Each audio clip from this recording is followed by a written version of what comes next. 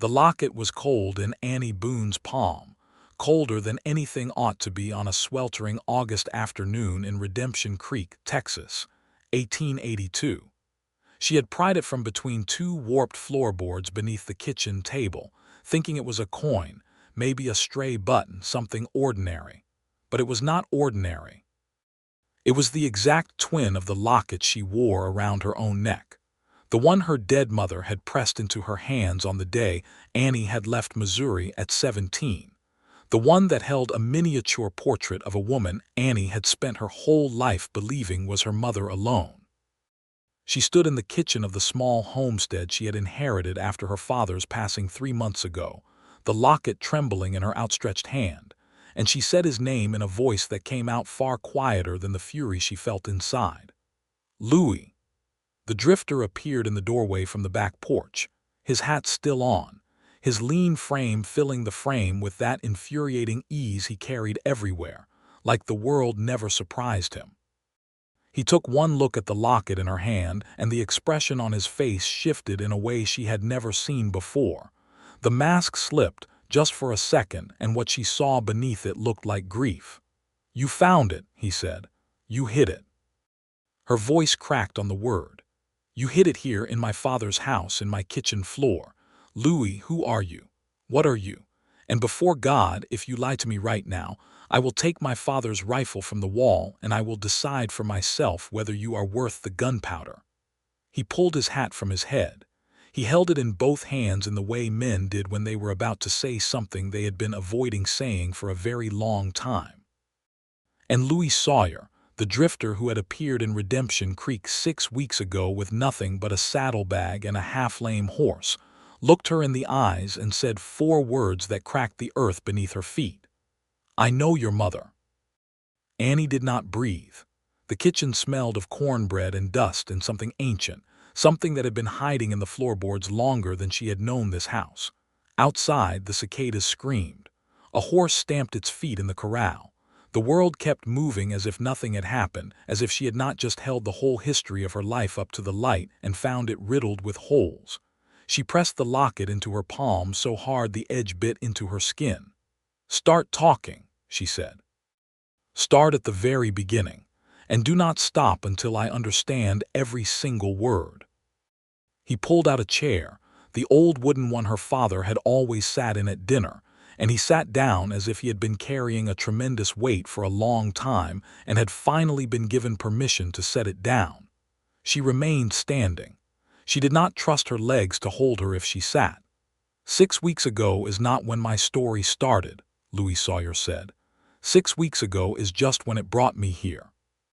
He had been 27 years old when he first heard the name Annie Boone, though he had not yet known who she was, or why the name would eventually come to mean everything to him.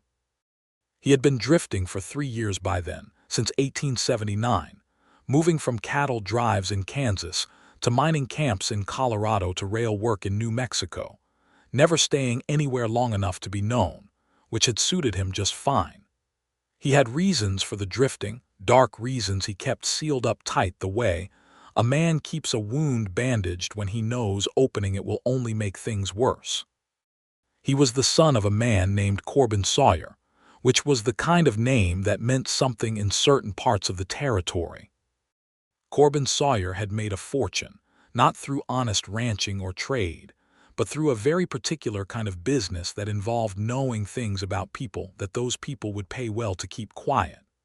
Blackmail, extortion, the quiet theft of land through forged deeds, the ruin of families who had done nothing except stand between Corbin Sawyer and what he wanted. Louis had grown up inside that world without fully understanding what it was. He had been 12 when he first noticed that men sometimes went pale when his father's name was mentioned. He had been 16 when he finally understood why. He had left his father's house at 18, on foot, with nothing, and he had put as much distance between himself and the name Sawyer as the country would allow. But names had a way of following a man, and debts had a way of following a name. The thing that had brought Louis to Redemption Creek was a letter he had not expected and had not wanted, which had reached him through a complicated chain of forwarded messages at a trading post in Abilene in the spring of 1882. The letter was from a woman named Eliza Marsh, and she had written it from a boarding house in San Antonio, and she had written it because she was dying, and because she had run out of time to do the thing she had spent 20 years trying to do. The thing she had spent 20 years trying to do was find her daughter. Her daughter, the letter explained in a hand that trembled with illness and age, had been born in Missouri in 1860. Her daughter had been taken from her by a man named Robert Boone, who had been Eliza's husband for 4 years before she discovered that he had been using her family connections to run a land speculation scheme that had ruined dozens of families in 3 states. When Eliza had threatened to expose him, Robert Boone had taken their daughter, had left behind the locket that had been a wedding gift between them, and had moved west. He had told everyone that Eliza was dead. He had told their daughter, apparently, the same thing. Eliza Marsh had spent 20 years looking. She had hired investigators. She had written to county clerks and newspaper editors and church registries from Missouri to California. And finally, dying in a San Antonio boarding house, she had found the trail. She had found a Robert Boone in Redemption Creek, Texas. She had found a daughter named Annie, but she was too weak to travel. She was too sick to make the journey herself. So she had written to Louis Sawyer. She had written to him because Louis Sawyer had, in the course of his drifting, done a small but significant kindness for Eliza Marsh's nephew 2 years prior in a town called Flat Rock, Colorado. He had stepped between the nephew and a pair of men who had intended him serious harm, and he had done it without asking anything in return. And the nephew had apparently written home to his aunt about the incident in terms that made her believe this particular drifter might be a man of genuine conscience. She had written to him because she was out of options and out of time, and because she needed someone to go to Redemption Creek and find her daughter and give Annie Boone the twin locket, the one Eliza had kept all 20 years as proof, the one that matched the locket Robert Boone had left behind in Missouri, the one that would allow a daughter to understand that her mother had never been dead at all, had never stopped looking, had never once stopped loving her. By the time Louis had received the letter, tracked down its return address, and ridden hard to San Antonio to speak with Eliza directly, she had been in a very poor state. She had pressed the locket into his hands herself, her fingers thin and papery around his, and she had looked up at him from the boarding house bed with eyes the color of river water in autumn, and Louis had felt something in his chest he had not felt in years, something that might have been the beginning of a purpose. "You will know her," Eliza had said. "She will have my eyes, and she will be stubborn, Lord help her, because she has her father's stubbornness and my own in equal measure. Do not let the stubbornness scare you off. Promise me." He had promised. Eliza Marsh had died 11 days later. Louis had taken the locket and ridden south and east toward Redemption Creek, and he had arrived on a Tuesday in late June, when the afternoon heat was a physical thing that pressed down on a man's shoulders, and he had gone first to the only saloon in town, the Dusty Spur, to get his bearings before doing the thing he had promised a dying woman he would do. He had asked the barkeep about a man named Robert Boone. The barkeep had given him a look that men give you when the answer is bad news wrapped in worse news, and he had told Louis that Robert Boone had passed away in April, had died of a fever, had been buried out on the east side of town, had left behind a daughter who was keeping the homestead going on her own, tough young woman, kept to herself mostly, name of Annie Boone. Louis had sat with his whiskey for a long time after that. He had come here to deliver a locket and a truth to a woman on behalf of her dying mother. The mother was now dead. The father was dead. And the daughter was alone on a homestead on the edge of a town that was still figuring out whether it wanted to be a real place or just a collection of buildings waiting to blow away. He had not intended to stay. He had intended to ride out to the homestead, knock on the door, hand over the locket, explain as much as he could, and then ride on. That had been the plan. The plan had not survived his first sight of Annie Boone. She had come riding into town the morning after his arrival, riding a bay mare with the kind of ease that told you she had grown up on horseback, and she had gone straight to the general store without looking left or right. And Louis had been standing outside the dusty spur with a cup of coffee and the early sun behind him, and he had watched her dismount and tie her horse and push through the door of the store, as if she owned the street she was walking on.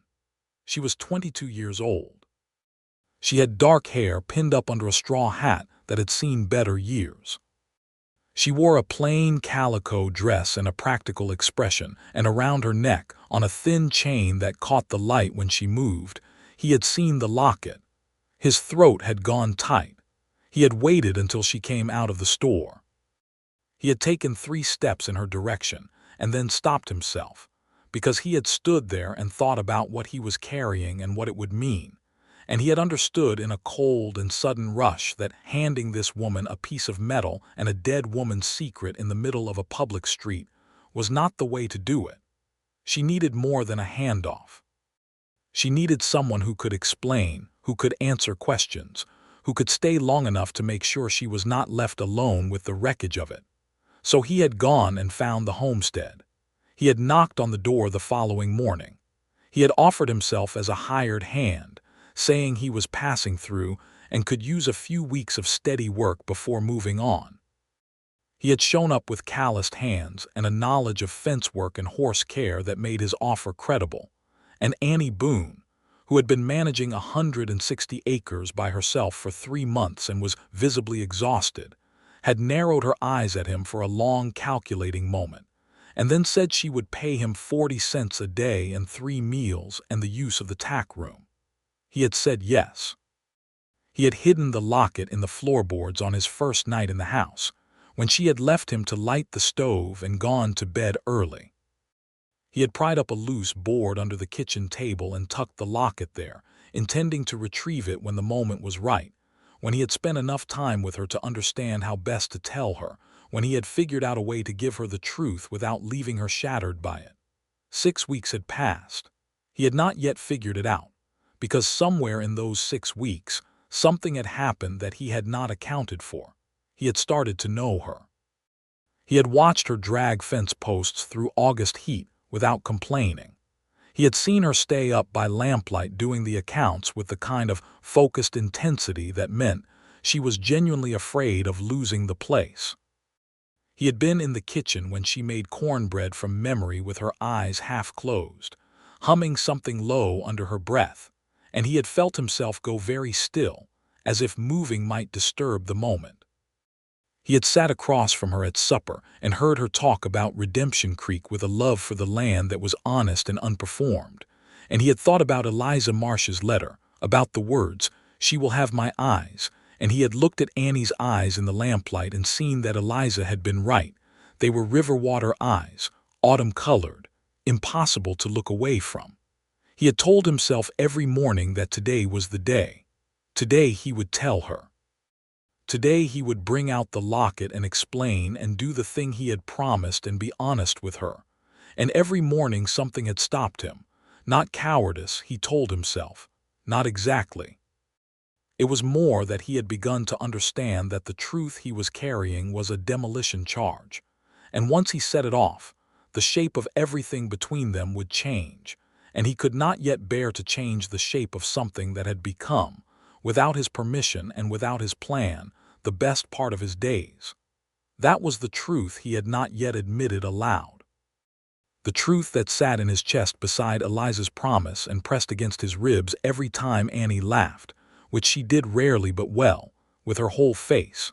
And now she had found the locket herself, and the demolition charge had gone off without him. Annie listened to all of it standing at the kitchen counter with her arms crossed, and her face composed in the expression she had developed over years of dealing with people who assumed she was more fragile than she was. She did not cry. She had learned very young that crying in front of people gave them a kind of power you could not easily take back. She stored the crying for later, for the dark, for herself alone. But her hands, gripped tight around the second locket in her own, were shaking. She was alive, Annie said when he finished. "My mother was alive all this time. Until 3 weeks before I arrived, yes. She spent 20 years looking for me. She never stopped." Annie pressed her lips together and looked at the two lockets lying side by side in her palm.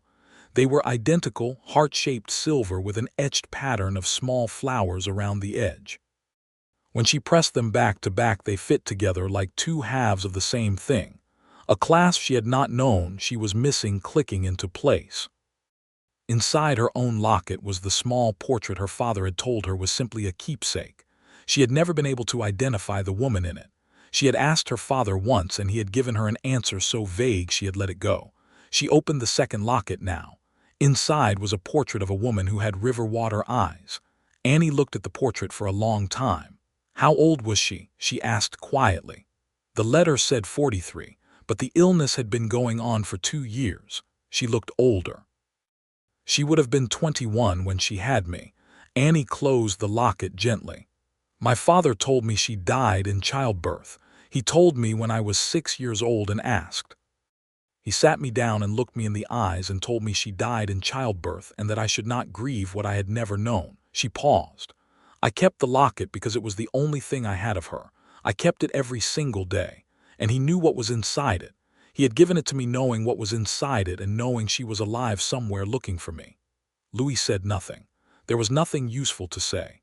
"And you," Annie said, her voice shifting into something harder, sharper, something that cut. "You came here 6 weeks ago. You knocked on my door and asked for work, and I fed you and paid you and trusted you on my land.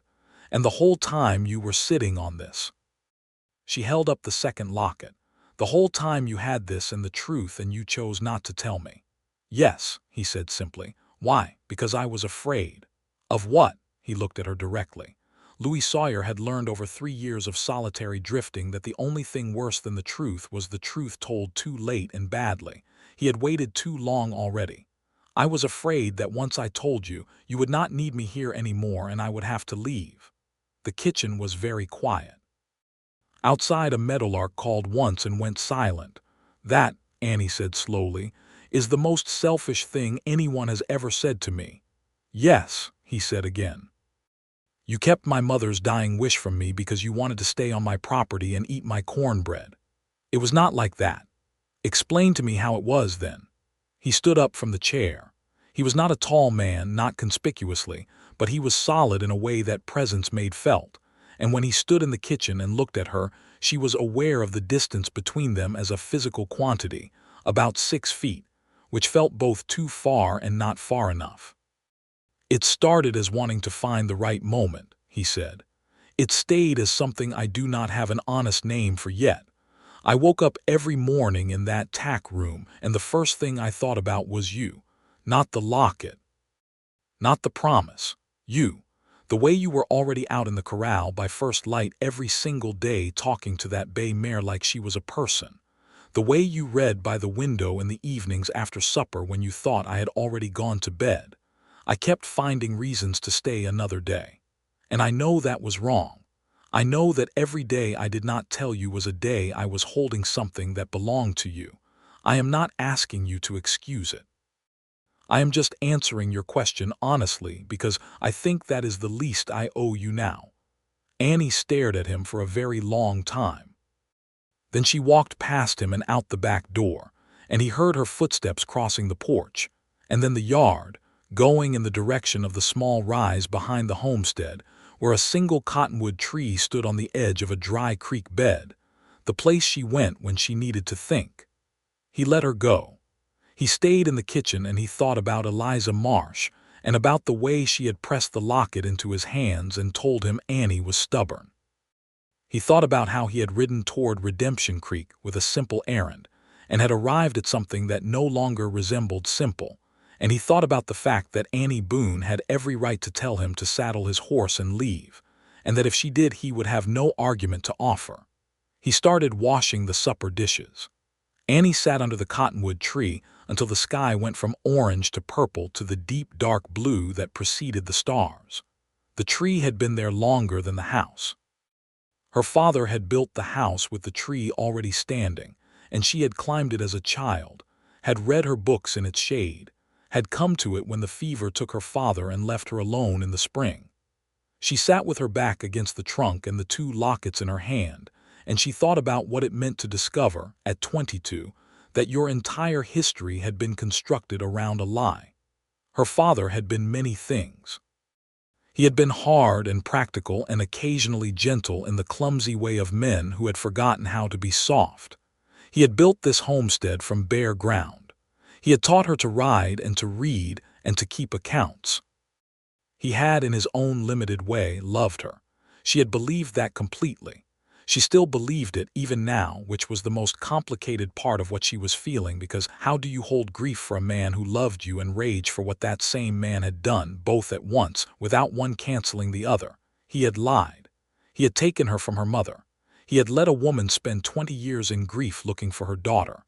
Those were facts. They were not undone by his love. They were not undone by the homestead or the riding lessons or any of it, and her mother had looked for her, had never stopped, had died still trying. Annie opened her own locket and looked at the portrait by starlight. She had spent years looking at that small face and feeling a vague, nameless sorrow she had always attributed to the abstract fact of a mother's absence. Now she understood that sorrow had been something else, a recognition she could not have named, a pull towards something that had been severed and that had never properly healed. She closed both lockets and held them to her chest. She did not cry, not yet. But she let herself feel the full weight of it, and the weight was enormous, the kind of enormous that changes the shape of a person on the inside, the kind you carry differently from ordinary sorrows. After a long time she walked back to the house. Louis was still in the kitchen. He had washed the dishes and swept the floor and was sitting at the table with a cup of cold coffee and an expression that did not presume anything. He looked up when she came in and he waited. "I am not dismissing you," Annie said. "Not tonight. I need time to think, and I need you to understand that what you did was not acceptable. Holding that from me for 6 weeks, that was a betrayal of the trust I gave you when I brought you onto my land." "Yes," he said, "it was. But I also understand, more than I want to, what you meant when you said why, because I have done similar things myself." Held information back because letting it out meant something ending. She sat down across from him at the table. The lamplight was warm and orange between them. "My father lied to me my whole life. I do not want to be surrounded by people who lie to me, Louis, even people who are afraid." "That is fair," he said. "So I am telling you right now that if you choose to stay on this property for whatever reason, the terms have changed. No more secrets, not one, not for any reason. If you are going to be on my land, you are going to be honest with me about everything, including whatever else you are carrying that I do not yet know about." He looked at her across the table and he was quiet for a moment. "There is more," he said. "Of course there is." She folded her hands on the table. "Tell me." The more was this. His father, Corbin Sawyer, was not merely a distant bad memory. Corbin Sawyer had, in the course of his various operations over the years, acquired a mortgage on a piece of land adjacent to Redemption Creek, a piece of land that had originally been held by a man named Garrett who had defaulted on a bank debt. The adjacent land bordered Annie's homestead to the north, and Corbin Sawyer, now elderly and operating through agents and lawyers, had recently expressed interest in acquiring the Boone homestead as well. Louis had learned this from a man in a saloon in Abilene, a man who worked for one of his father's legal agents and who had had too much whiskey and had spoken carelessly. It was one of the reasons Louis had come to Redemption Creek sooner rather than later after receiving Eliza's letter. He had wanted to get there before his father's agents did. He had wanted to know the situation on the ground. Annie looked at him steadily as he said all of this. "So your father wants my land," she said. "He may not know yet that this is where I am. I have been staying quiet. But if anyone has passed through here and mentioned my name or my face to the wrong person, it will get back to him eventually, and that will either stop his interest in this particular piece of ground or accelerate it, depending on his mood. Why would knowing his son is here stop him? Because I have evidence against him," Louis said. "Documents I have been collecting for 3 years. Records of land fraud, forged deeds, correspondence with crooked officials. Enough, if presented to the right federal marshal, to see him prosecuted. He knows I have been gathering it. He does not know how much I have or where I keep it. We have been in a kind of standoff for 3 years, my father and I.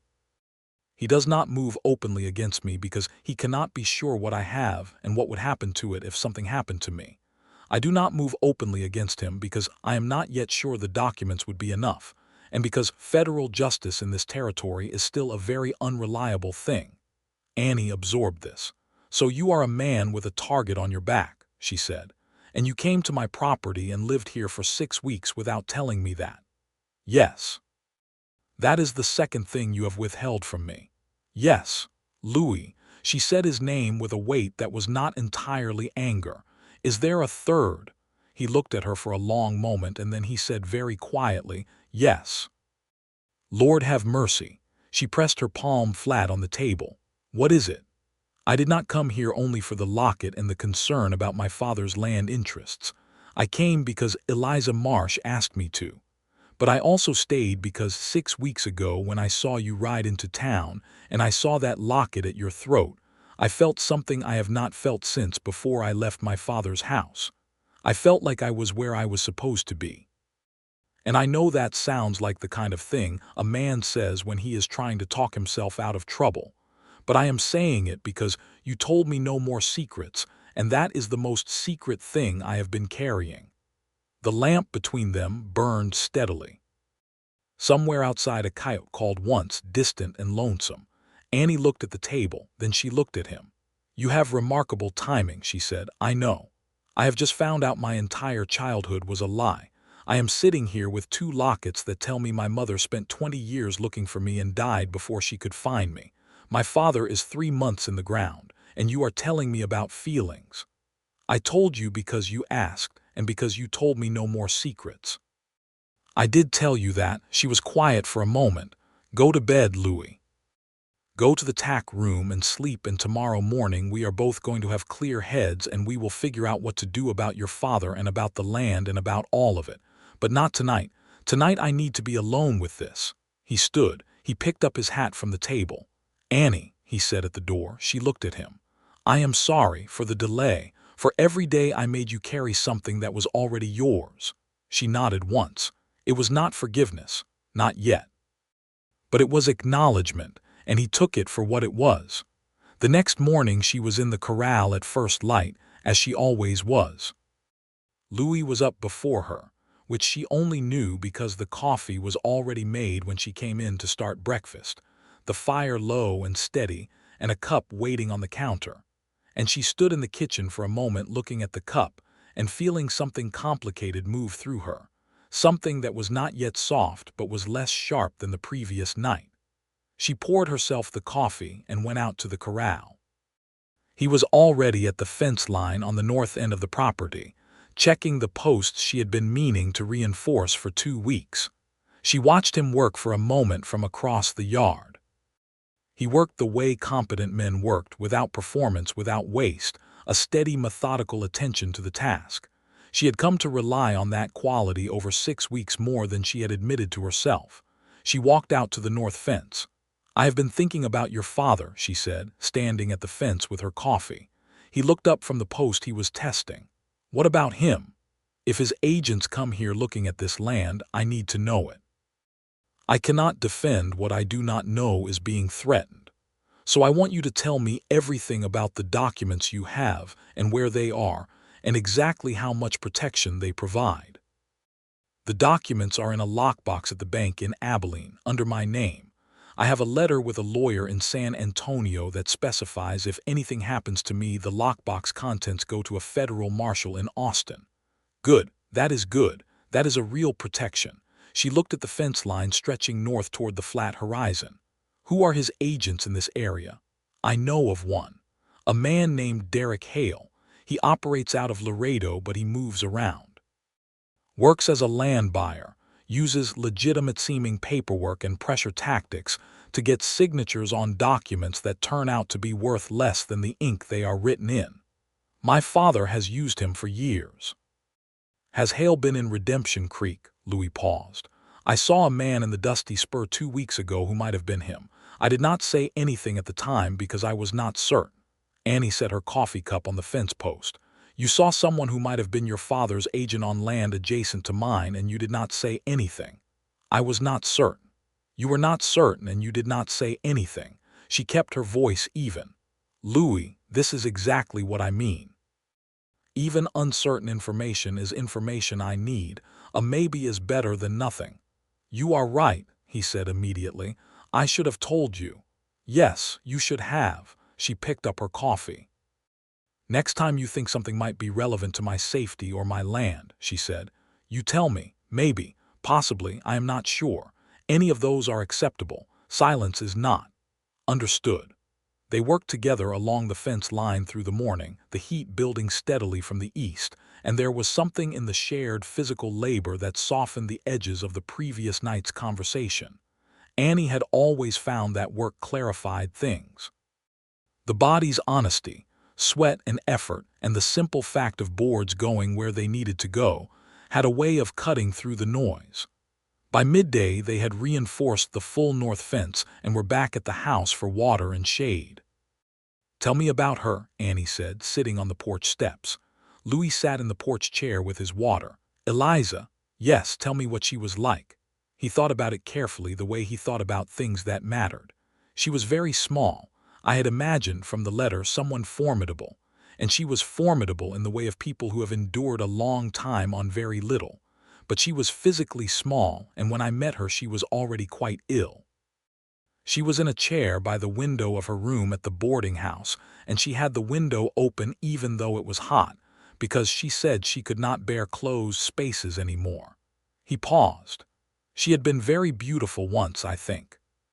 You could see the architecture of it in her face, and she was sharp. She asked me questions for 2 hours before she would give me the locket. She was testing me, making sure I was what her nephew had described, a man who could be trusted. I answered every question honestly, including the ones about my father, which I thought would put her off me. But instead she said that a man who could look honestly at who his father was and choose a different way was exactly the kind of man she needed for this. Annie was very quiet, looking out at the yard. Was she at peace? She asked. At the end. She was not at peace with leaving, he said honestly. She was still fighting it. But she had done everything she could do. She had found you even if she could not reach you herself. She had set the thing in motion. I think she found some comfort in that. She will never know I got the locket. No, she will never know I know. No, Annie held her own locket in her hand, feeling the weight of it. I want to write to the boarding house in San Antonio to ask if she left anything else behind, papers, letters, anything. That is a good idea.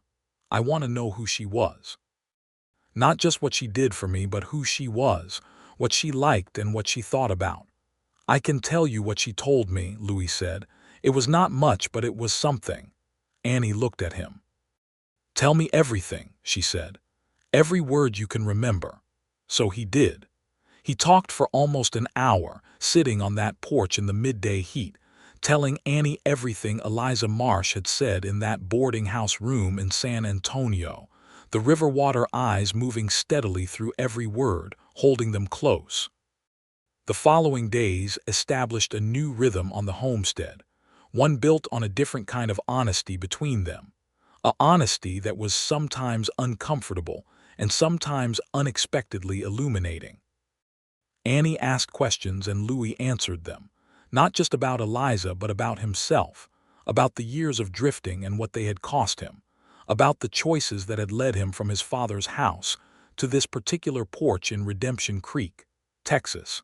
And in exchange, gradually, in the way that trust works when it is built on real things rather than pleasant vagueness, Annie began to offer her own pieces. The loneliness of the homestead since her father's death. The way she had grown up managing her own emotions, because her father's practicality had never quite left room for anyone else's.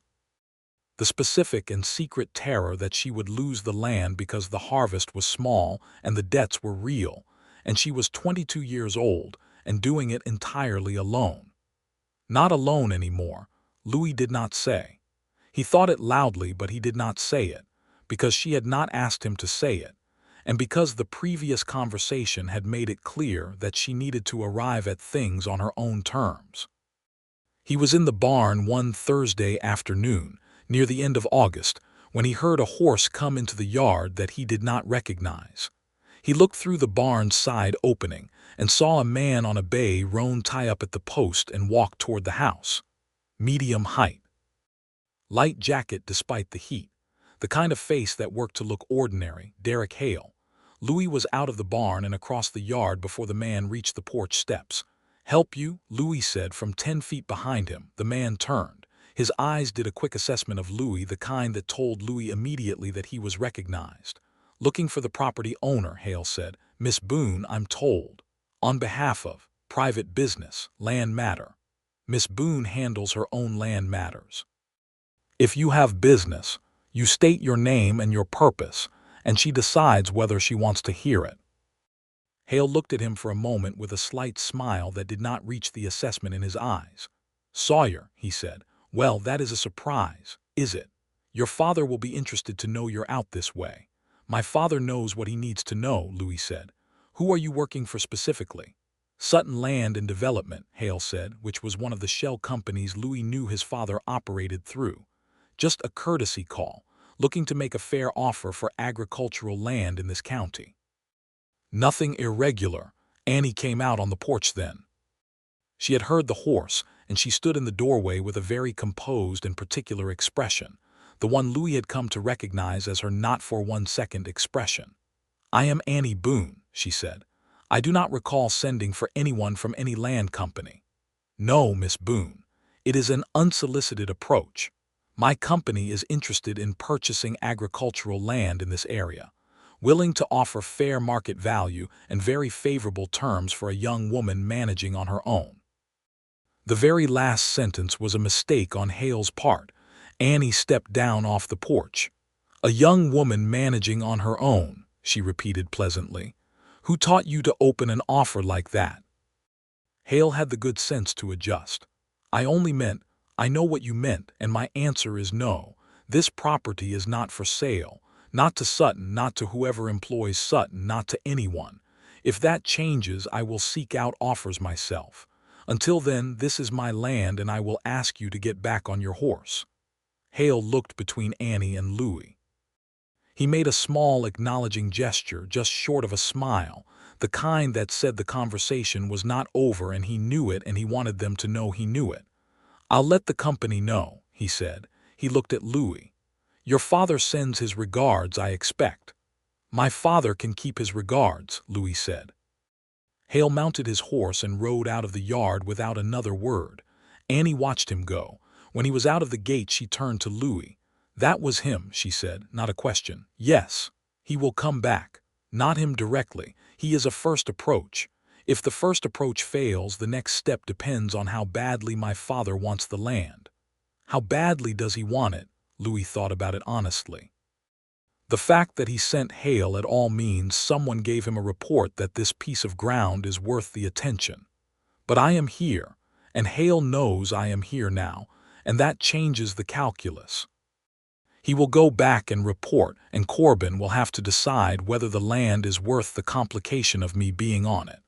And if he decides it is, then we will need to be ready for something less polite than Derek Hale knocking on the door." Annie looked at him with those river water eyes, and he saw in them something that was not fear, because Annie Boone was not afraid of things she could plan for, but rather a sharp and focused attention, the same thing he had seen when she was doing the accounts by lamplight, the particular look of someone calculating how much trouble is coming and what they have available to meet it. "Then we had better be ready," she said. The letter to the San Antonio boarding house took 2 weeks to receive a reply. Annie had written to the landlady, a Mrs. Cora Phelps, asking whether Eliza Marsh had left any personal effects and whether any of them might be sent on to Annie Boone, next of kin. The reply came on a Saturday in mid-September, and it was everything Annie had hoped for and more. Eliza had left a small trunk. She had told Mrs. Phelps in the last week of her life that if anyone came asking, the trunk was to go to her daughter in Redemption Creek. Mrs. Phelps had waited, not knowing if anyone would ask, and now that Annie had written, she was happy to arrange the trunk's transport to Redemption Creek via the next freight wagon going that direction, which she estimated would be within the fortnight.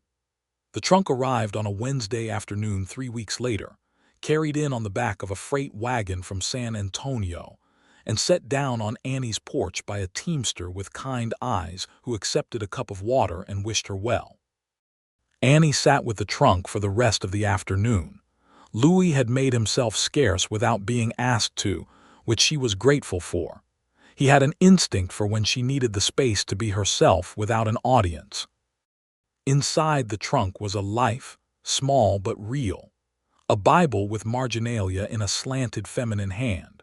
A stack of letters in various stages of response, many of them to investigators and county registrars, the paper trail of 20 years of searching. A small daguerreotype, faded but legible, of a woman and a man in wedding clothes. The woman unmistakably the face from the Locket.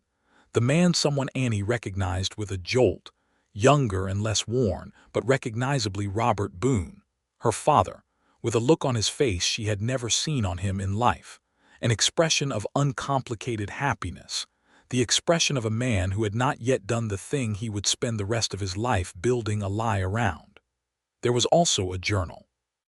Annie opened the journal and read for 3 hours straight.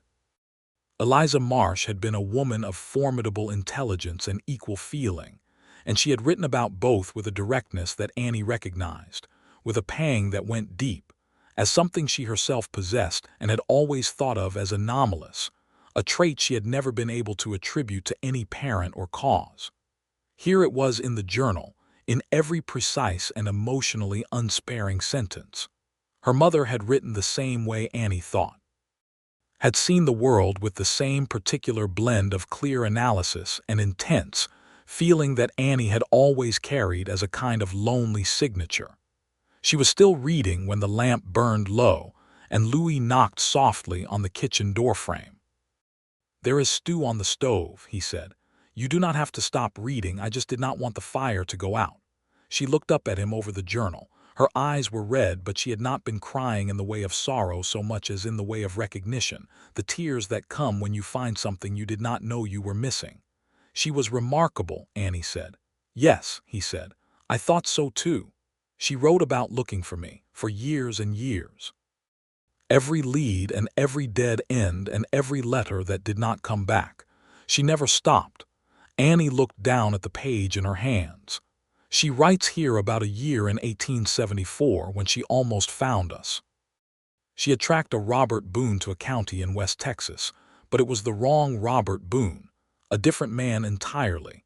And she writes about the day she understood it was not the right one and how she sat in a hotel room for 2 days and did not eat, and then on the 3rd day she wrote in here, 'I got up because she is still out there, and not getting up changes nothing except that it loses a day. So I got up.'" Louis came fully into the kitchen and sat down, quietly. "I never had that in my life," Annie said. "Someone who would get up for me. My father loved me, but he was a man who could not get up for anyone but himself, not in the deepest sense. He was responsible and practical and present, but there was always a cost to his love, a management of it, a portion kept back. And she," Annie pressed the journal briefly to her chest, "she got up." "She got up," Louis said. 22 years, Annie said. "I was 22 years without knowing that existed. You know it now." She looked at him across the table. The lamp between them burned warm and steady, the same as it always did, but something in the quality of the air was different. The edges of the anger from 3 weeks ago had not disappeared, but they had been, through accumulated honesty and shared work in this particular moment of witnessed grief, softened into something navigable. She could see him clearly, and she found she was not afraid of what she saw. "The selfish thing you said," she said, "about being afraid I would not need you here any more. I meant it," he said, "and I meant that it was selfish. I have been thinking about it," she said. "About what it means for a person to want to stay somewhere enough to do the wrong thing. Whether that wanting is a character flaw or just a feeling that happened to get acted on in the wrong way." "I think it can be both," he said. "Yes," she said. I think so too. She set the journal down carefully on the table. I'm not certain what I feel about you yet, Louis. I want to be honest about that. I know. But I think you should stay, not just for the fence work and not because I am worried about your father's land agents.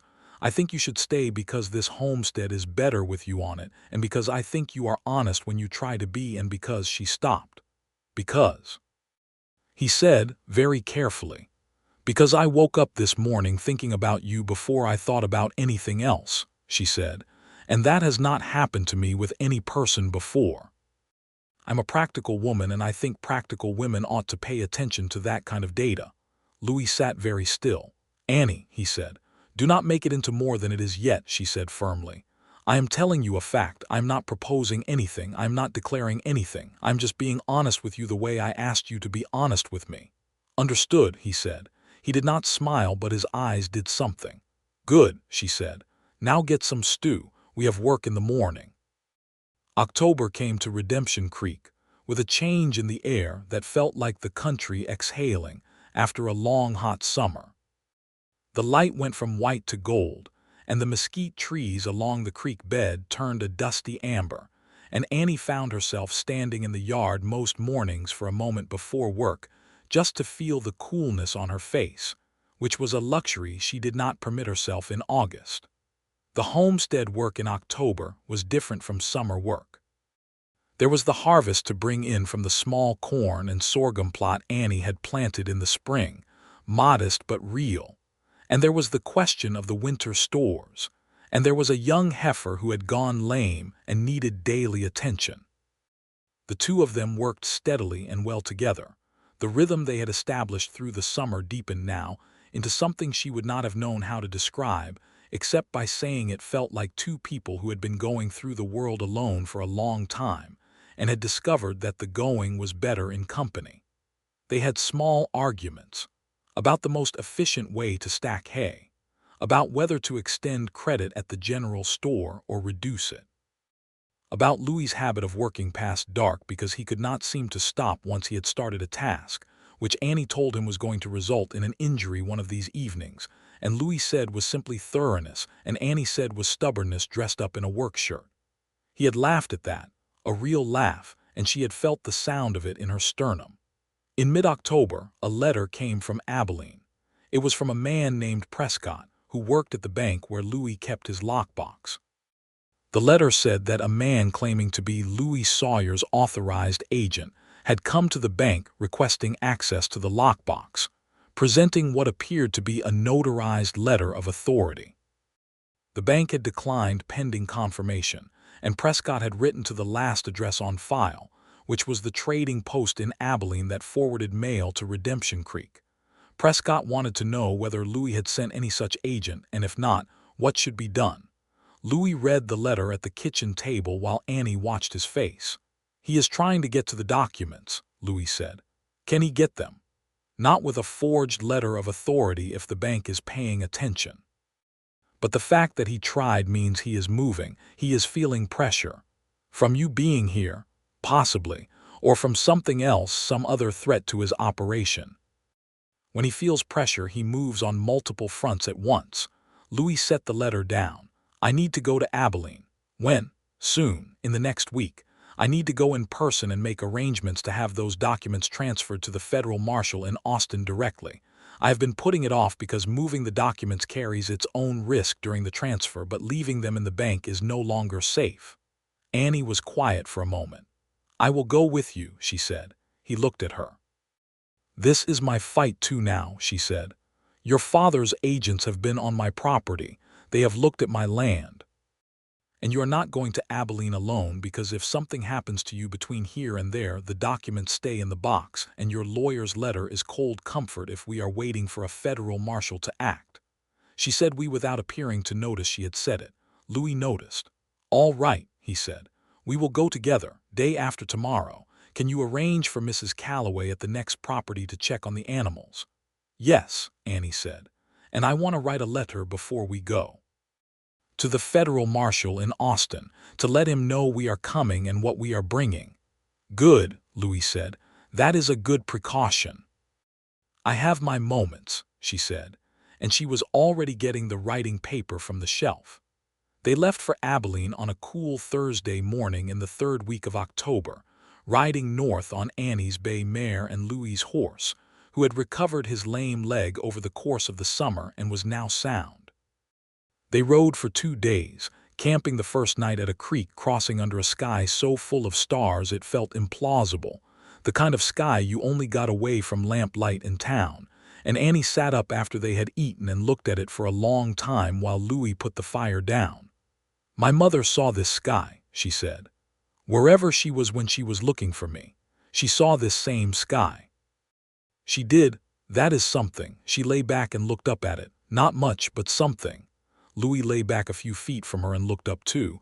"Can I ask you something?" she said. "Yes." "Do you ever want to go back, not to your father? I do not mean that. I mean to having a fixed place, being someone with a home." He was quiet for a moment. "I stopped wanting it for a while," he said, "after I left. Because wanting a fixed place when you do not have one is just a kind of pain with no use.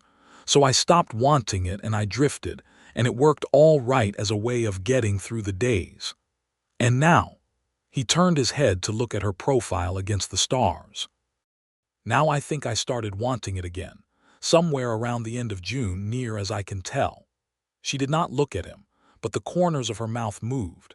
"Go to sleep, Louis," she said, and she sounded almost happy. They reached Abilene on Friday afternoon. It was a bigger town than Redemption Creek, busier, with the permanent noise of cattle commerce and rail traffic and the particular energy of a place that considered itself significant. Annie looked at it with a wide gaze, and Louis watched her look at it with the specific fondness he was developing for the way she encountered anything new, fully and without pretense. They went straight to the bank. The meeting with Prescott was brisk and practical. Louis signed the documents he needed to sign. He arranged for the contents of the lockbox to be transferred by trusted courier to the federal marshal's office in Austin, a process that would take 2 weeks and would be confirmed in writing. Prescott, a careful man with sharp eyes, looked between Louis and Annie several times during the conversation, with an expression that suggested he was making accurate assessments. "The attempted access," Louis asked. "Can you describe the man who came?" Prescott could. He described a man in his 50s with a lawyer's bearing and a silver watch chain, which matched Louis's knowledge of one of his father's primary legal agents, a man named Fielding who worked out of Dallas. "Fielding," Louis said when they were back on the street. "You know him. He has been my father's main instrument for land fraud for 15 years. If Fielding came personally rather than sending someone junior, the pressure is real." He looked at the main street of Abilene around them. "I think we should also visit the federal marshal's office here. Abilene has a deputy marshal. I want to give him a summary of the situation in person, a backup record." "Yes," Annie said. "Let us do that." The deputy marshal was a methodical and unhurried man named Calvin Webb, who listened to Louis's account with the focused attention of someone accustomed to sorting the credible from the fantastic and recognizing that this was credible. He wrote notes. He asked questions about dates and document types and the names of counties where the land fraud had occurred. He took Louis's description of Fielding and Hale and added them to his own records. When Louis mentioned his father's name, Webb looked up from his notes. "Corbin Sawyer," he said.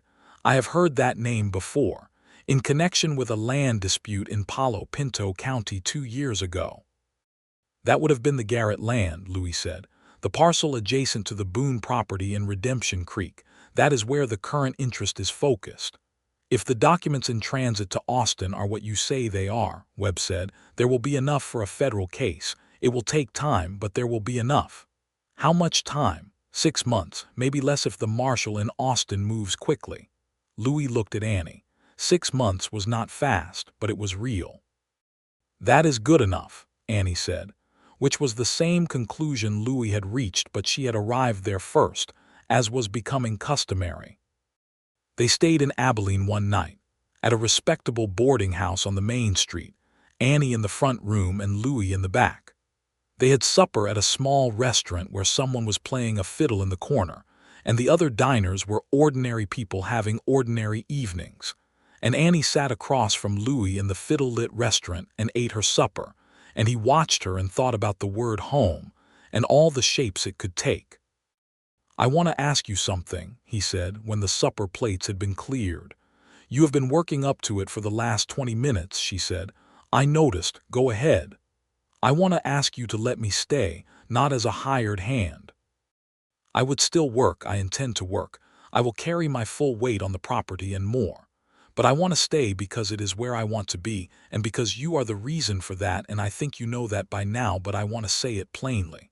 I am asking because you told me you were a practical woman, and practical women pay attention to data, and I am giving you a clear data point. I want to be there. I want to be with you." Annie looked at him for a long time. "That is not how people usually do this," she said. "How do people usually do it? More gradually, more indirectly, more room for plausible deniability." "I have not found plausible deniability to be very useful in our particular situation," he said. She laughed. "A real one, the kind that used her whole face." "No," she said. "I suppose not." She looked at the table where the fiddle was playing something slow and sweet in the background. "Louis, I have been alone on that homestead for the better part of 3 months before you came, and for all the difficulty and the secrets and the conversations that I would rather not have had, I have been less alone since you arrived than I have been since before my father got sick. And I think that is the most honest data point I have." "Is that a yes?" he asked. "It is a yes," she said. "With full acknowledgement that there will be more difficult conversations ahead, and that my trust, once tested, takes time to rebuild, and that you have some rebuilding still to do." "I know," he said, "and with full acknowledgement that I am not a woman who needs managing or protecting or any of the things men in this territory think women like me need." "I have never thought you needed any of those things," he said. "I think what you need is someone who does the honest work alongside you, without making you smaller while they do it." She looked at him with those river-water eyes in the fiddle light, and he thought he had never in his life said the right thing more perfectly or been more surprised to have done so. "Yes," she said simply, "that is exactly it." They rode back to Redemption Creek the following morning, and the country they rode through had a different quality than it had had 2 days before, not in itself, the same mesquite and red dirt and wide sky, but in the way Annie and Louis moved through it, side by side on horseback under the October sun, talking easily about the land and the approaching winter and the heifer and the corn harvest and all the ordinary things that made up a life. And Louis thought that this particular quality of two people making easy conversation about ordinary things, because ordinary things had become shared ordinary things, was the feeling he had been looking for in all the years of drifting without knowing what he was looking for. The homestead was as they had left it, Mrs. Calloway having seen to the animals and left a pie on the porch with a note that said simply, "Glad you are back safe." Annie held the note for a moment with a look on her face that said she was still getting used to the idea of being someone people were glad about. November brought cold nights and golden days and the satisfying work of winter preparation, and through all of it, the new terms between Annie and Louis established themselves not in dramatic declaration, but in accumulated small things. The way he brought her coffee in the morning without being asked. The way she made a point of including him in every decision about the property, asking his opinion and genuinely weighing it. The way they sat on the porch in the evenings as the stars came out and talked about everything and nothing. Her mother's journal, his years on the road, the history of the territory, the future shape of the land, books they had both read, and whether Homer was better than the Bible for company on a long night, a question they disagreed on enthusiastically. The word from Austin came in early December. The federal marshal had received the documents. He had reviewed them and concurred with Deputy Webb in Abilene that there was sufficient material for a federal fraud case against Corbin Sawyer and his associated agents. Arrest warrants had been issued. Derek Hale had been taken into custody in Laredo without incident. Fielding had been arrested in Dallas. Corbin Sawyer himself, at this point 71 years old and in declining health, had been taken from his house in Fort Worth by federal agents on the 2nd day of December and was in custody pending trial. The letter from the marshal was formal and factual, but at the bottom there was a handwritten note that said, "The volume and specificity of the documentation presented made this case straightforward. You did thorough work over a long time.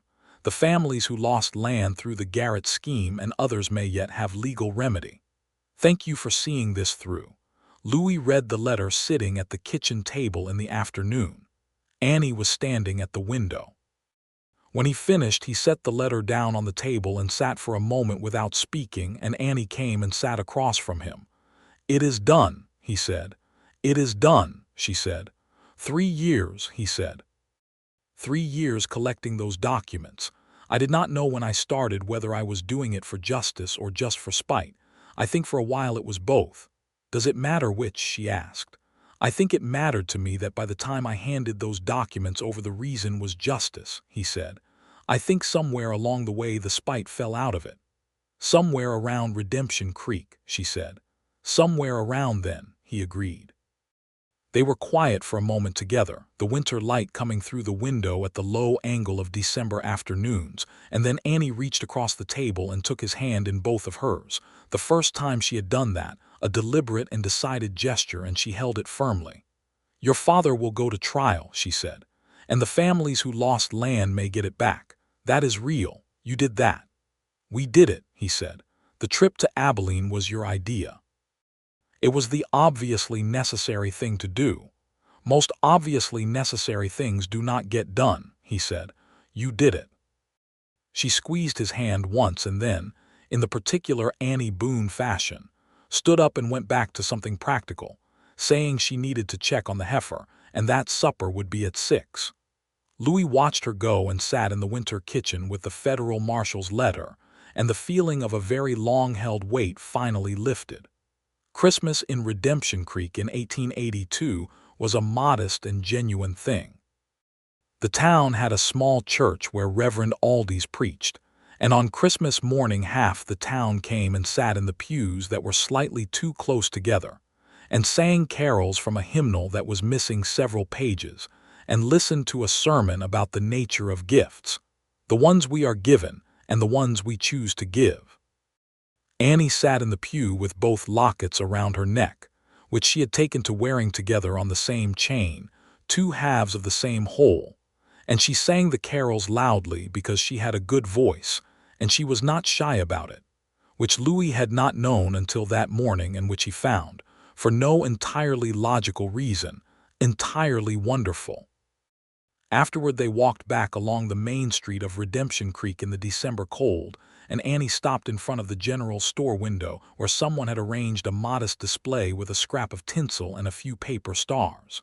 "I want to ask you something," she said, which made him feel briefly as though the world had tipped, because that was usually his line. "Go ahead," he said. She looked at the paper stars in the window. "I know we have been taking things carefully," she said. "And I know that is the right approach, and I am not saying it has been wrong. But I am also not a woman who likes to keep things in a state of permanent uncertainty when the uncertainty has already been resolved by the available data." She turned to look at him on the street in the December cold. "I love you, Louis. I have known it for about 6 weeks. I have been waiting for the right moment to say it, and I have come to understand there is not a right moment. There is just a moment you choose, and I am choosing this one." He looked at her in the winter street with the Christmas tinsel in the store window behind her and the pale December sky above, and he thought about a dying woman pressing a locket into his hands and saying, "You will know her. She will be stubborn. Do not let the stubbornness scare you off." And he thought that if Eliza Marsh could see this moment, she would be deeply satisfied and not at all surprised. "I love you," he said. "I have known it since about the first week of July, and I have been making a mess of it ever since." "Yes," she said, "you have, but the mess is mostly cleaned up now." "Annie Boone," he said, "will you marry me?" She looked at him for exactly 3 seconds. "Yes," she said. "Obviously." He laughed. She laughed. A man walking out of the hardware store across the street looked at them with a small, puzzled expression and kept walking. The December cold pressed around them, and none of it mattered at all. They were married in February of 1883 at the small church in Redemption Creek, with Reverend Aldi's officiating and Mrs. Calloway and her husband as witnesses, and a handful of townspeople who had come to know them over the months. Annie wore her mother's lockets on the chain at her throat and carried a small bunch of dried wildflowers that Mrs. Calloway had pressed in the fall, and Louis wore the only good jacket he owned and had his hair combed for what felt like the first time in 3 years. He had purchased a simple gold ring at the jeweler in Abilene on a trip in January, and when he put it on Annie's finger in the church, she looked at it for a moment with the particular expression she reserved for things that were more than she had expected. Reverend Aldi's had kind eyes and a good voice, and he kept the ceremony short and meaningful. And when he got to the part that asked whether there was any impediment and the church was quiet, Louis felt Annie's fingers tighten very slightly around his, and he tightened back and they looked at each other, and the church was quiet, and there was no impediment at all. They said their words to each other in front of the church and the morning light and the witnesses, and Louis said his with the particular directness that had become the language between them.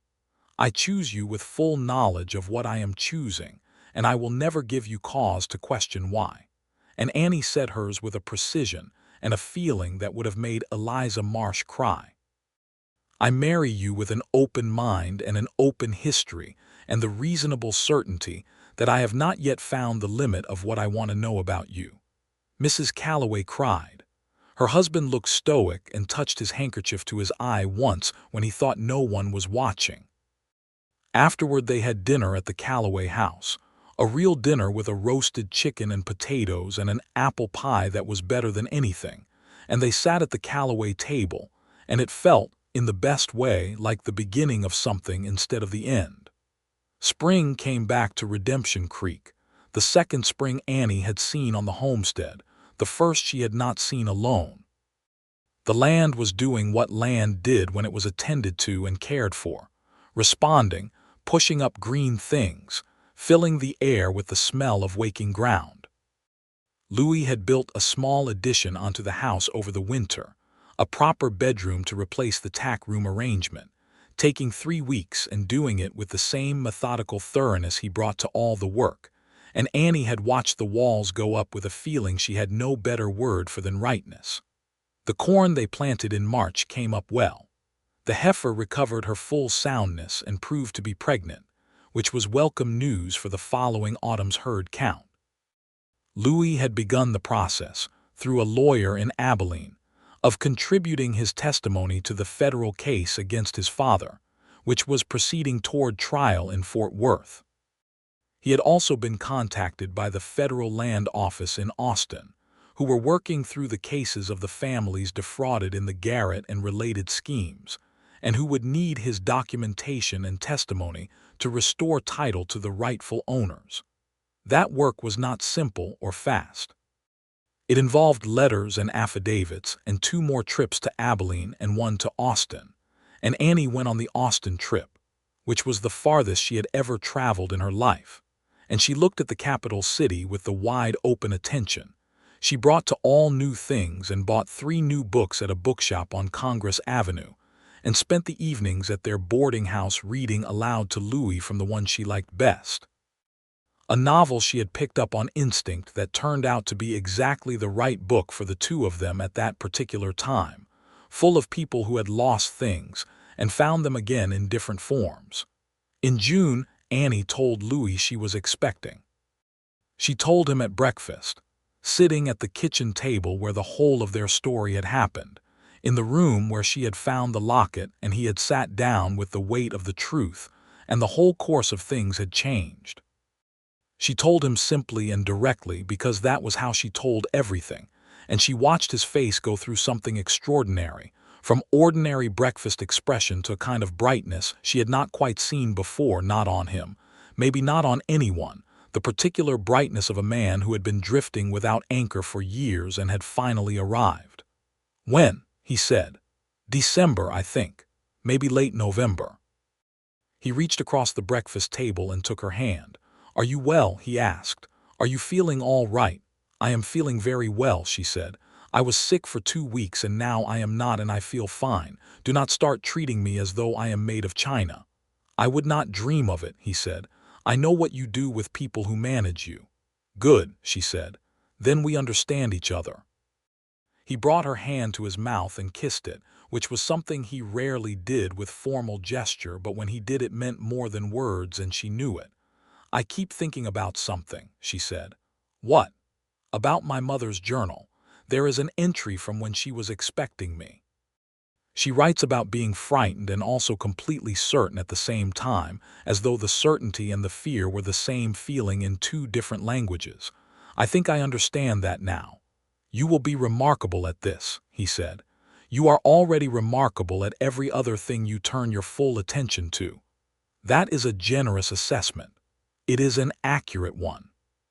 She looked at him across the breakfast table in the June morning light, this man who had arrived in her life carrying a secret and a locket and the longest and most complicated kind of honesty, and she felt the full weight of how much had changed since the previous August, when she had stood in this same kitchen with 2 lockets in her hand and fury in her throat and a world that had been turned entirely over. "Louis," she said. "Yes. I am glad you hid it there." He looked at her. "The locket," she said. "I know it was wrong and I know you should have told me sooner. But if you had knocked on my door in June and handed it to me cold, I would have had the information and nothing else. I would have known about my mother and understood the lie and grieved it and you would have ridden away. I would have done all of that alone." He was quiet, looking at her. "This way," she said. "I did not do it alone."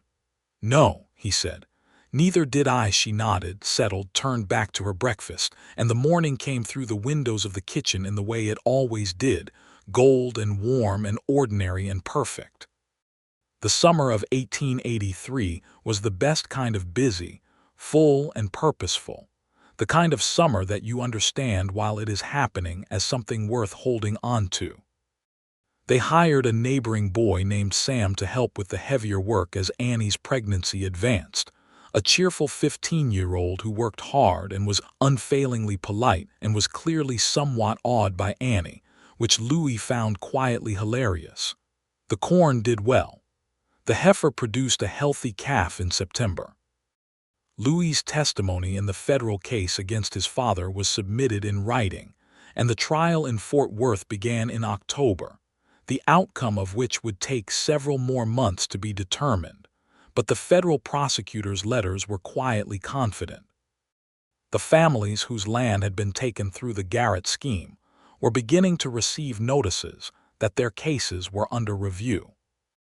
One family, the Garcias, wrote a letter directly to Louis and Annie after learning Louis's role in the documentation, a letter that came in September and that Annie read at the kitchen table and then read aloud to Louis, because it was the kind of letter you needed someone else in the room for, full of a specific dignity and relief that belonged to people who had been told their loss was real and had now been told it might be undone. Annie read the last paragraph of the letter and then set it down and said nothing for a moment. "This is what the 3 years were for," she said. "Yes," Louis said, "and the 9 months before that when you were collecting documents with no one knowing whether they would ever amount to anything." "Yes. I am proud of you," she said, with the particular directness of a woman who meant what she said. Louis looked at the letter on the table and thought about all the miles and all the silence and all the lonely nights of the drifting years, and the choice to go on gathering evidence when it would have been simpler and easier and safer to simply disappear and let his father keep doing what he did. He thought about the moment in San Antonio when a dying woman had looked at him and said a man who could look honestly at who his father was and choose a different way was exactly the kind of man she needed. "Eliza would have been glad," he said. "She would have been so glad," Annie said. "I know it." She got up and crossed the kitchen and stood next to him, and he put his arm around her, and she leaned into his side, and they stood like that for a while. The September light coming through the kitchen window, the letter on the table, the quiet life they had made around them like a house built on ground that had been tested and found to hold. Their son was born on the 28th of November, 1883, just before December as Annie had predicted, delivered by the town's doctor in the bedroom of the homestead with Louis present and Mrs. Calloway outside the door making impractical offers of help and Louis holding Annie's hand through the whole of it and saying nothing except what she needed to hear, which she told him afterward was exactly correct. The baby had Annie's eyes. He was loud and healthy, and he arrived in the world with the air of someone who intended to make his presence felt, which Louis said was entirely predictable given who his mother was, and Annie said was also entirely predictable given who his father was, and they stood at opposite ends of this gentle argument looking at the baby in Annie's arms with the particular expressions of people who have completely forgotten they are arguing. They named him Elias. Louis had suggested it without explanation, and Annie had looked at him for a moment, and then said yes, without either of them needing to say why, because Eliza was close enough and different enough, and the naming of the living after the lost was one of the oldest ways humans had of keeping the lost present, and Elias Robert Sawyer came into the world on the 28th of November in the homestead in Redemption Creek, Texas. Named for a woman who had never stopped looking and a man who had finally stopped running.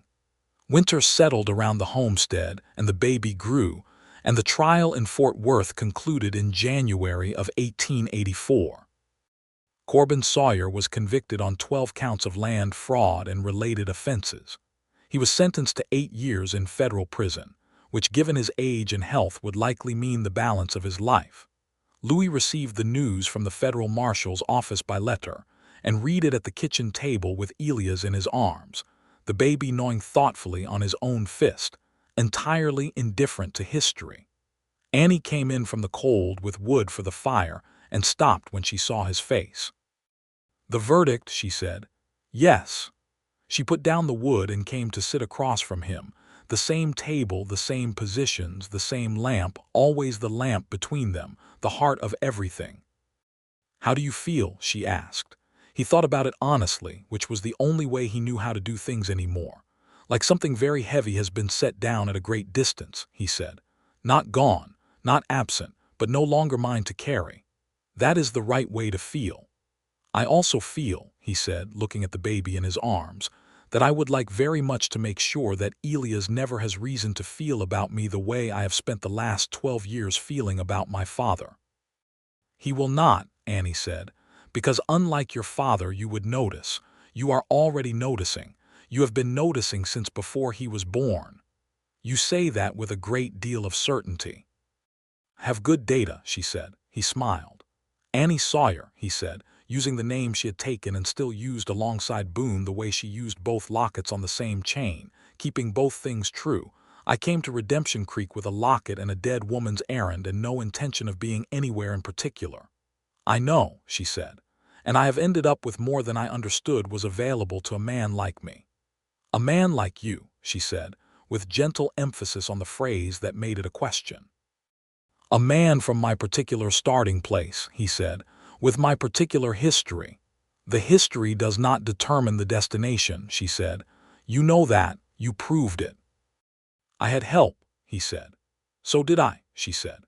Outside the homestead the Texas winter made its slow sounds, wind and the bare creaking of the cottonwood tree on the rise and the distant lowing of cattle from the neighboring property. Inside the lamp burned, and the baby made the soft sounds babies make, and Annie and Louis Sawyer sat across from each other in the kitchen that had been the center of everything, and the life that neither of them had planned was the most real and certain thing in the world. The spring came, as it does, regardless of what has happened in the winter. The land greened and the creek ran, and Elias learned to lift his head and regard the world with enormous dark eyes, and Annie was back in the corral within 6 weeks of his birth, which the doctor said was probably too soon, and Annie said was necessary. and Louis took Elias to the corral in the mornings so Annie could see both of them from wherever she was working. And Elias seemed to find the horses interesting, which Annie said was inevitable. There were ordinary troubles and ordinary joys, and a third trip to Abilene, and a letter from the Federal Land Office, saying the Garcia family's claim was being fully restored, and two neighboring families were getting similar resolutions, and a very good harvest in the fall of 1884, and Mrs. Calloway's husband's health declining, and the Calloways needing help, and Annie and Louis giving it without being asked. And Sam the hired boy growing 6 inches over a year, and starting to have genuine opinions about cattle management, which Louis respected and Annie encouraged. There was an evening in the late summer of 1884 when Annie and Louis sat on the porch after Elias was asleep and the stars were out in the full August quantity, and Annie had a glass of lemonade and Louis had his coffee, and the evening was warm and quiet, and she was thinking about something he could tell before she said it. "What?" he said. "I have been writing," she said. "Writing what?" "About my mother. About what happened. About the whole of it, the Lockets and the looking and the 20 years and your part in it and what it meant." She paused. "I think I want to send it somewhere. A newspaper, maybe, or a magazine. There are women's magazines in the East that publish personal accounts. I think what happened to my mother, a man taking a child and telling everyone the mother was dead, I think that is not as unusual as it should be. I think there may be other women in Eliza's position, and I think telling the story might mean something to them." Louis looked at her. "You should send it," he said. "It is a personal account. It is our story." "It is your mother's story," he said. "You have every right to tell it, and you are the right person to tell it. Who else would?" She nodded slowly. "I might also write about the land fraud," she said. "About what your father did and how the evidence was built and how the federal case worked. Because I think people should know that the law can work in the territory when someone is willing to do the patient work of making it work." "That is 2 articles," he said. "I am aware," she said, with the particular dryness he had loved from the very beginning. "You are going to be a writer," he said, as if discovering something that had always been there. "I am going to be a woman who occasionally writes things down and sends them to people," she said. "I am also going to be a rancher and a mother and a wife and a reader and any number of other things simultaneously, because I have found that I am generally capable of more than one thing at a time." "I had noticed that," he said. She sent both pieces, eventually. The personal account went to a women's magazine in New York in the fall of 1884, and was published in the spring issue of 1885 under the title A Daughter's Account, and brought Annie letters from 5 different women over the following year, 3 of whom had experienced similar situations, and 2 of whom simply wanted to say that reading the piece had meant something to them. The article about the land fraud case went to a Texas newspaper, and was reprinted in 2 other territorial papers, and attracted the attention of a federal land reformer in Washington, who wrote to Annie requesting permission to use her account in testimony before Congress. She gave the permission. She thought Eliza would have approved. Elias turned 2 in November of 1885. He had a vocabulary of approximately 40 words which he deployed with a confidence and selectivity that reminded everyone who met him of his mother, and a habit of collecting small objects from the ground, pebbles and sticks, and once a very surprised beetle, which reminded everyone who met him of no one in particular, but which Annie said was simply his own thing, because people were allowed to be their own things from the very beginning. In December, Annie told Louis she was expecting again. He was more prepared for it the second time, but no less bright about it, which she appreciated. "Please do not hover," she said. "I hovered last time. You hovered last time. I was trying to be attentive. You were attentive. You were also in the kitchen every 20 minutes asking if I needed to sit down. You were carrying my child. Women have been carrying children while doing kitchen work since before recorded history. I was fine. I am fine." She paused. "You may ask me once a day, not twice. Once." "Once a day," he agreed. "Good." She went back to her book. "Now sit down and stop hovering." He sat down and opened his own book, and after about a minute she looked up at him with a small private expression that she allowed herself when he was not watching, which meant he was watching, very carefully, from above the page. The baby came in July of 1886. A girl this time, strong and clear-voiced, and with a look about her that the doctor, a practical man not given to fanciful remarks, said was the kind of look that suggested opinions, delivered 3 weeks before her due date in the way of children who have decided the world will not wait. They named her Eliza. Louis had not suggested it this time. Annie had. She had come to it herself, quietly, and told him the evening after the birth while Eliza Annie Sawyer slept in the cradle that had been Elia's and before that had been Annie's own from her father's time. She had told Louis the name, and he had looked at her with everything he felt in his face, all of it at once, and she had held the look steadily and given it back in kind. She would have loved to know, Annie said. She does know, Louis said, which was not the kind of thing he usually said. He was not a man given to sentiment about what came after, but he said it here and meant it. And Annie looked at the baby and thought about a woman in a boarding house in San Antonio with a window open because she could not bear closed spaces, pressing a locket into the hands of a drifter and trusting that it would reach the right place. It had reached the right place. Redemption Creek in 1886 was a different town than it had been 4 years earlier, larger now with the rail line coming through, real streets being planked, a school going up at the end of the main road, a hotel that intended to be permanent. Annie and Louis were known in it as they had not been at the beginning, known as the couple on the Boone homestead who had good cattle and a fine corn harvest and 2 small children, and a habit of being quietly useful to people who needed help. And if some people had heard the story of the land fraud case and Louis Sawyer's role in it, which most people had, there was a respect that came with that knowledge. The particular respect that frontier communities gave to people who had done real things, rather than only talked about doing them.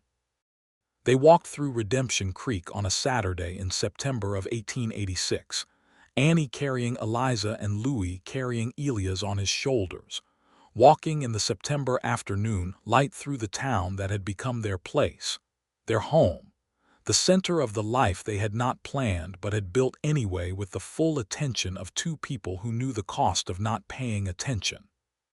Elias wanted down from Louis' shoulders in front of the general store and stood on the boardwalk looking at the display in the window with the concentrated interest he brought to everything.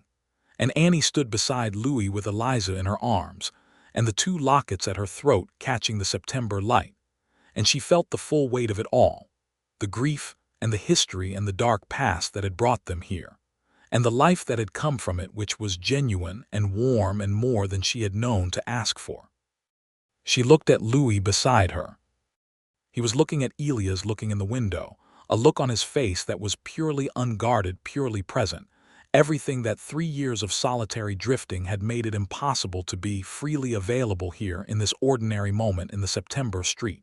She put her hand in his. He closed his fingers around hers without looking away from their son. "We should get the flour before the store closes," he said. "We should," she said. "And the extra lantern oil. The nights are getting longer." "The nights are getting longer," she agreed. Elias turned from the window. "Shop," he said hopefully, which was one of his 40 words. "Yes," Annie said. "Shop." They went into the general store together, the 4 of them, into the ordinary life of a September afternoon, into all the ordinary years ahead that were made extraordinary by the people inside them, into the home they had made from a secret and a locket and a dying woman's trust and a drifter's promise, and the particular stubbornness of a woman who had buried her father and her loneliness in the same year, and come out the other side knowing exactly what she was worth. The locket stayed at Annie's throat. The 2 halves of the same whole, the twin hearts pressed together on the silver chain, the private language of a history that had been broken and repaired, and carried forward into a future that was larger than anything either of them had been when they started. Elias grew up hearing the story, first in pieces and later all at once, when he was old enough to understand the shape of it. He grew up knowing his grandmother's name was Eliza, and that she had been brave and tenacious, and full of love for a daughter she could not reach. He grew up knowing that his father had carried a locket across the territory for a dying woman's sake, and that this, the keeping of a promise to someone who could not know whether it would be kept, was one of the things a person could do with their life that was worth doing. Eliza grew up with the story too, her name the clearest version of it, the daily reminder that love did not stop because of distance or deception or 20 years of closed doors. She had her grandmother's eyes and her mother's directness and her father's patience, and she was, from very early, clearly the kind of person who would do her own remarkable things in her own time. There would be more children, 2 more, a boy named Thomas in 1889 and a girl named Ruth in 1891, and the homestead would grow with them, becoming something closer to a ranch proper, and Louis would eventually be the one who managed the cattle operation while Annie managed the accounts and the writing she had not stopped doing, and the Sawyer property in Redemption Creek would become one of the most well-regarded operations in that part of Texas, built on honest work and full attention. But before all of that there was this moment, the September afternoon in 1886, the 4 of them in the general store in Redemption Creek, buying flour and lantern oil in the long golden light of the late afternoon, the ordinary magnificent life of it, the love that had come from a hidden locket and a drifter's dark past, and a woman's stubborn refusal to let a secret keep being a secret. And it was good. It was deeply and fully good, and it was theirs. Annie Boone had found the second locket in the floorboards on an August afternoon in 1882, and the drifter had said he had hidden it there for safekeeping, and she had been furious and hurt, and then, through the long, honest work of truth-telling and shared labor, and the particular kind of courage that choosing love in full knowledge of its costs requires, she had found that the locket was not the only thing that had been hidden and waiting for the right moment to be found. She wore them both every day. She would for the rest of her life.